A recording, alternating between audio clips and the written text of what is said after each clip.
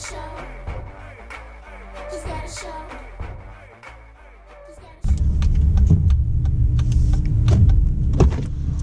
hey up, Nick. Akisha? How are you? I'm good. I can't complain. It's a Good. little crazy out, but Just a little it's all bit. good. Yeah. Oh, so How good are to you? see you. I'm great. I'm better now. How are you? Good, good. Cool. I'm gonna get buckled up and we're gonna hit these streets. Let's do Ready? it. All right. So I follow you on social media. I've seen the screenshots of Rihanna hitting you up in your DM and really, really cute videos of you and her like after her shows and Toni Braxton has invited you on stage to dance with her. You've taken pictures with Beyonce, Drake, Amy Winehouse. You're an entertainment reporter and you're independent. How have you been able to connect with all these superstars and do the things that you have with no major backing from a network or media outlet? Okay, well, first, it was just truthfully being a fan. I mean, that's what it was. It was just kind of like a passion of mine. I always loved pop culture, music, everything in that nature, in that business caught my eye. Growing up, I watched the TRL and 106 in Parks and, you know, went to all the music stores. I wasn't at Toys R Us. I was at, you know, Sam Goody and, you know, Record Town. And truthfully, it was, and well, I'll say it like this. A lot of these artists in the beginning were nobodies. Like, for instance, Rihanna, she was nobody. Her first single was out. She just got signed to Rock Nation. And she had a mall tour in Golf Mill Mall in Niles, Illinois, which is like a far north suburb. Okay. And literally from there, we just had a connection. Like, I'll bring her up, for instance. With her, it was just a connection. And from every year, she would be in town for a show or, you know, some kind of appearance or an event. And I would always show up, you know, support, buy my ticket. Wasn't no hookup, literally just supporting. And it just kind of organically happens with every artist I've kind of built a relationship with. That's how it's happened. It's never been like, oh, hey, so-and-so knows so-and-so, I'm gonna hook you up, or through like, you know, a major television production or like a radio station. I wish it was that easy, truthfully, because it probably would have saved me a lot of time. But on the other hand, at least I know I don't have to worry about anyone else to get to them. It's just more myself. So, like, there's pros and cons to it, I feel. So that's so dope. Yeah. So how have you been able to, or let me rephrase this. So Nick, I see you as like the Swiss Army knife of entertainment, right?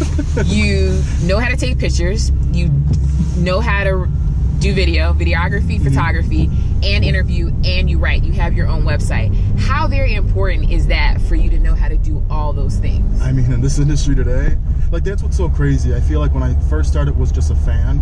You've seen so many other people doing everything. You had like 10 people in a crew. And now, fast forward to today, it's literally, like you said, one person. You have to know it. You have to be a jack of all trades.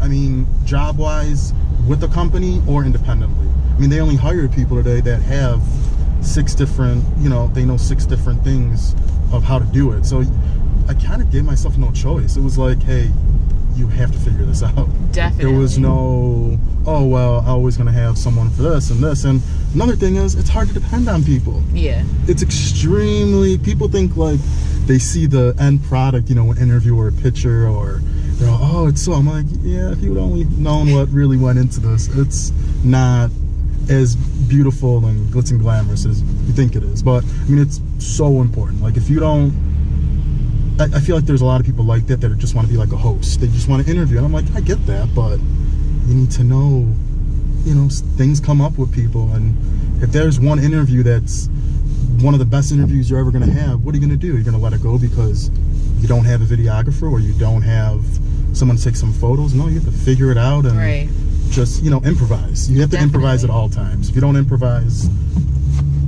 I agree. What do you think the biggest misconception about you personally is? People think I'm rich. I don't know why. I mean, Keisha Cole said it in my interview with her. I thought your parents were rich. And I was like, no, not at all. Some people think you know, I'm cool with some artists, you know, but I'm not like best friends. And a lot of people have told me, like, why don't you use it to your advantage? Tell them you're their best friend, you know, use that to get into things. And I'm like, it's not me. Yeah. I don't sugarcoat anything. Like, I don't tell people, especially that try to get in this industry, you know, and I feel like that's a big misconception about me, though, is I'm rich, and that it's just easy too. Like, it's just, I don't know, some people, I feel like I have some haters for no reason. Okay. And I felt that too. And there's people that have been called out to me, and I'm like, dang, I thought we were cool. What do you mean been called out to you? What do you like mean? Some people have told me, like, certain people don't like me, and I'm like, for what reason? Wow. And they're like, oh, just, you know, they're hating on your relationship with so and so, or I'm like, okay, what does it have to do with anything? If you know Snoop Dogg, how am I gonna get mad at you for personally knowing Snoop? You know what I'm saying? Like, right. That's nothing. That's nothing to get mad. If anything, that's jealousy. Truthfully, that's not. Definitely. You know, and everyone's different. It's not. I don't know everybody. I don't try to know everybody. Okay. But yeah, those are like the two biggest, I feel. What piece of advice would you give to any aspiring entertainment reporter, or just someone that wants to be in just the entertainment industry, period? You know, a lot, like, and I'm a millennial, so I'm speaking for myself as well, but I feel like I was at the beginning of millennials, so I kind of have a different aspect. But a lot of people today think like everything's just given to them. You have to work for it. You have to work hard. You're gonna have to spend your last $5 on the bus to an event to get this 5-minute interview that may not even get you a lot of views, but it may get you 5 connects. You know, you have to hustle. You can't give up too. That's another thing I see so many people, especially at least in Chicago, mm-hmm. you know, they want to rebrand, and I'm like, rebrand? You never even made it yet off your first brand. How are you? You know, True. Like, you can't rebrand. You can't get a new logo so quick where it's like your first logo was never even known. You know, you want the city to know you. You want people to know it. You want people to know your face. I love that. Yeah, I love that. It's so true. It's so many people just give up, or they want everything handed and given to them. Okay. Or don't want to invest in themselves. You know, they're like, well, I want to get a sponsor. I'm like, no one's gonna sponsor you this quick. You know, it's not that easy. If it was that easy, everyone would be doing it. Definitely. I mean, it's the truth. What drives you, Nick? I love it. Pop culture, well, more like it, music. I love music. If music wasn't around, I mean, I listen to music every day, at least 5 to 6 hours a day throughout the day. I need music in my life. If there's no music, it's just bad. And I just love it. I don't know why. I love the whole artist development, and that's one thing I think why I've built good relationships with artists, because I like to see them grow. Okay. I like to see them, you know, from, like I said, Rihanna in a mall to today getting to see it, you know, United Center. You know, just that growth from over 10 years. I don't know, just, I know it wasn't me to do anything really with it, maybe a little small percentage, but just to see it, it's like, I don't know, like if they could do it, anyone could do it. You put a lot of hard work, you know, it's hard work, it's not easy. That's one big thing. So many people give up, and, you know, you have to want, it has to be your passion. Right. You know, if you think about the money, don't even get yourself into it, because it's not worth it. Mm-hmm. If that's all your mind set to, or I'm broke, I don't want to do this because I don't want to spend my last $20. Obviously, it's not your passion. You Okay. know, it wasn't meant for you. It's not meant for everyone. Definitely. And it's not a bad thing. You could try it out. You don't. So if you could choose 3 people, I would go pick them up right now, dead or alive, famous or not, to join in on this car sharing, this car ride with us. Who would you want me to go pick up right now? Ooh, dead or alive. Tell you the truth, I would still love to have a better conversation with Amy Winehouse. Oh, thank you. She was so I love genuine. Amy Winehouse. Like, when I met her, it was so random. It wasn't like a really planned thing. Mm-hmm. And I was with my friend actually, and I was like, hey, have you ever heard of this singer? Because she was fairly new, at least in the U.S. still. She was really big in the UK. In the U.S., she just started with the album, the Back to Black album. And I told him, hey, we should really go try to meet her.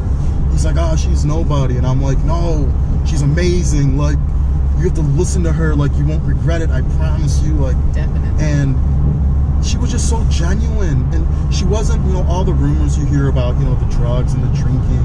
And hey, to each its own. But when I met her, she was the most genuine, sweet, like nurturing person, like as though I could have been talking to her like I'm talking to you right now. Yeah. Which is so. I love Amy Winehouse. Yeah, Amy Winehouse, amazing. Okay, so what are your other two people? Amy, I would love. I mean, I know a lot of people don't. I love Wendy Williams. Yes. And you know what, Nick? I love your choices. Yeah, I'm a fan of Wendy Williams too. So yeah. Yeah, I love Wendy Williams. We'll do Wendy. Who's your third? Who's your third? Third, I would probably have to say, I would love to talk to Oprah on some like, oh, nice, some good stuff. Like, okay. Just because so much experience. And definitely. I think she would just have a lot. I like a lot that. of input. Yeah. So you'd be just with a car full of ladies. Yeah. I like it. Yeah. I like it, and all of them. I'm fans of all of them. So I'd be just, you know, a fly on the wall. Yeah. So that's awesome. So Nick, what is your ultimate goal? My ultimate goal is to have my own TV show. I'm not sure where, if I would want New York or Hollywood, or maybe Chicago. I mean, hey, we are a big city. It's just, Definitely. we kind of have a bad rep at the moment. But yeah, I would love my own show, but I would love my own show on my terms. Right. That's the most important thing, because I feel so many people get hired and they're like a guinea pig. Oh, go do this because, you know, I'm your employer, I'm telling you what to do. I get that, but I want stuff on my own terms. I don't want to interview artists or guests that I don't really know about, like that I'm basically given a cue card an hour before to say, oh, hey, learn this person. I want to be involved. I want to be telling my booking people, like, hey, reach out to so-and-so. I want them because, you know, they're a great singer. They're a great person doing something in the community. Something, that's how I want to be. I don't want to just be given people because, oh, they have a movie coming out. Oh, okay, well, that's great. You could go to, you know, Jimmy Kimmel or Jimmy Fallon. I'd rather be something more intimate. Okay. And something I enjoy, that I'm interested in, not just. That's dope. So something that I want to say, because I know we're right up here. We're almost to your destination here. Right up here on the right, correct? Yes. Okay. So one of the things that I absolutely love and I appreciate and I admire about you is the fact that you are truly like a great person. And I know that even with my own journey here in Chicago, like you have been somebody that has, you know, helped me out at times. Like, you know, I've been able to lean on you and turn to you, and you're such an inspiration. And I have so much appreciation for you. And I think it's important that we as people, we give people their flowers while they're still alive, and they can smell them, they can appreciate them. So Nick, just keep on doing what you're doing. This car ride has been It's been good. It's been awesome. And whenever you're in the city and you need another ride, you know who to hit up. Akisha, man. Of course. Who wouldn't? Of course. So yeah, so I know we're here where you gotta go, and yeah, just keep doing your thing, and we'll catch up soon. Okay. All right. Buddy. See you. See? I'll see you later. Okay. Let's see. Be careful out there. Okay. Thanks. You're welcome.